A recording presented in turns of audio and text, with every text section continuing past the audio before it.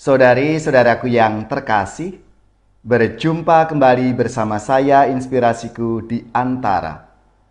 Renungan Harian Minggu 22 September. Hari Minggu, Pekan Biasa ke-25. Semoga kita bersama keluarga dan komunitas kita selalu dalam keadaan baik, tetap sehat, dan bersemangat. Marilah kita mengawali renungan kita dengan tanda kemenangan Kristus. Dalam nama Bapa dan Putra dan Roh Kudus. Amin. Allah Bapa yang Maha Setia, Engkau tak pernah meninggalkan umat-Mu. Utuslah Roh-Mu mendampingi kami pada saat kesesakan dan kesulitan hidup kami. Utuslah Roh-Mu mendampingi kami, sehingga kami terbebas dari hawa nafsu duniawi dan menjadi pribadi yang rendah hati. Dengan pengantaraan Yesus Kristus Putra-Mu Tuhan kami, yang bersama dengan Dikau dalam persatuan Roh Kudus, hidup dan berkuasa Allah sepanjang segala masa. Amin. Dalam nama Bapa dan Putra dan Roh Kudus. Amin. Inspirasi kita hari ini dari Injil Suci menurut Markus, bab 9 ayat 30-37. Marilah kita bersama-sama mempersiapkan kitab suci kita masing-masing. Kita akan membaca bersama-sama, lalu merenungkannya. Pada suatu hari, Yesus dan murid-muridnya melintasi Galilea. Yesus tidak mau hal itu diketahui orang, sebab ia sedang mengajar murid-muridnya. Ia berkata kepada mereka, "Anak manusia akan diserahkan ke dalam tangan manusia, dan mereka akan membunuh dia. Tetapi 3 hari setelah dibunuh, ia akan bangkit." Mereka tidak mengerti perkataan itu, namun segan menanyakannya kepada Yesus. Kemudian Yesus dan murid-muridnya tiba di Kapernaum. Ketika sudah berada di rumah Yesus, bertanya kepada para muridnya, "Apa yang kalian perbincangkan tadi di jalan?" Tetapi mereka diam saja, sebab di tengah jalan mereka mempertengkarkan siapa yang terbesar di antara mereka. Lalu Yesus duduk dan memanggil ke-12 murid itu. Katanya kepada mereka, "Jika seseorang ingin menjadi yang terdahulu, hendaklah ia menjadi yang terakhir dari semuanya dan menjadi pelayan semuanya." Yesus lalu memanggil seorang anak kecil di tengah-tengah mereka. Kemudian ia memeluk anak itu dan berkata kepada mereka,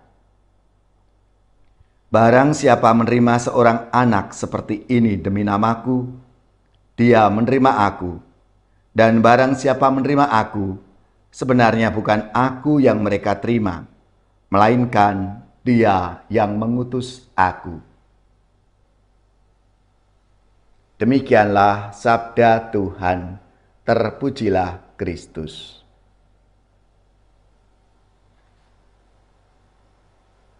Saudari-saudaraku yang terkasih, dalam sabda Tuhan hari ini ketika Yesus mengajak para muridnya, menjelaskan, mengajar, ternyata para murid tidak bisa mengerti bahwa guru mereka yang mengajar dengan penuh kebijaksanaan dan membuat banyak mujizat luar biasa, ternyata harus menderita dan dibunuh.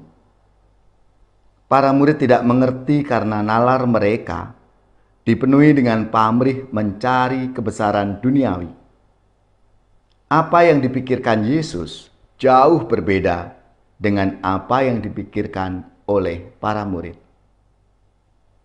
Saudari-saudaraku yang terkasih, mengikuti Yesus haruslah tanpa pamrih. Seperti halnya menerima dan mengasihi anak kecil. Bahkan Yesus menyampaikan sebagai murid-muridnya harus siap diuji dalam pencobaan dan penghinaan. Jika kita bertahan dan tetap percaya, maka kita tidak akan kehilangan ganjaran, dan Tuhan akan menyelamatkan kita. Maka Yesus mengajak para murid-Nya, jika seorang ingin menjadi yang terdahulu, hendaklah ia menjadi yang terakhir dari semuanya dan pelayan dari semuanya.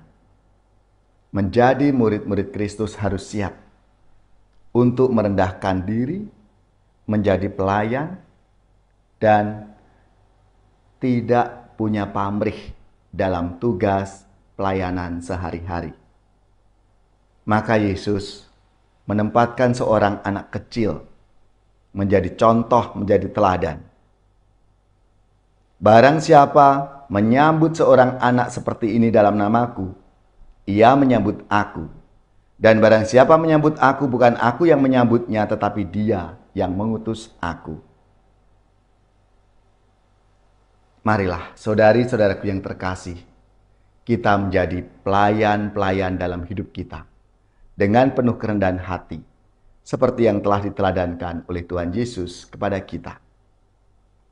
Bapa yang Maha Kasih, bersihkanlah kami dari segala motivasi mencari kebesaran diri kami sendiri, agar kami semakin peka dan tanggap untuk mengerti pikiran, rencana, dan cara kerja-Mu di tengah kami.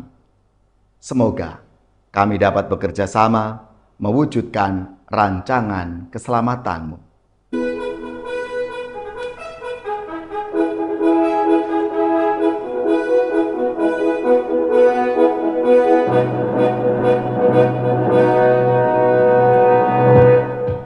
Setelah dirimu diselamatkan, jadilah saksi Kristus. Cahaya hatimu jadi terang, jadilah saksi Kristus.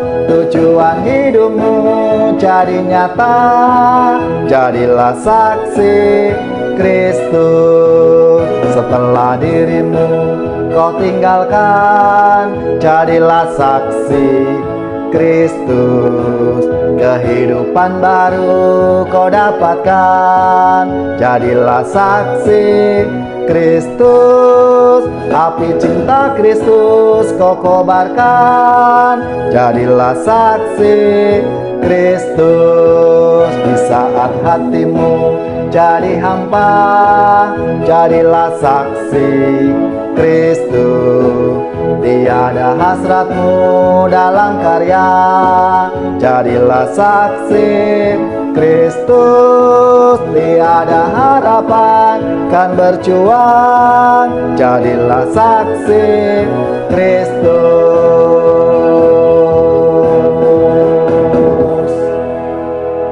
Saudari-saudaraku yang terkasih, marilah kita mengakhiri renungan kita hari ini dengan mohon berkat Tuhan, dan kita akan menerima tugas perutusan. Marilah kita siapkan hati kita untuk menerima berkat-Nya.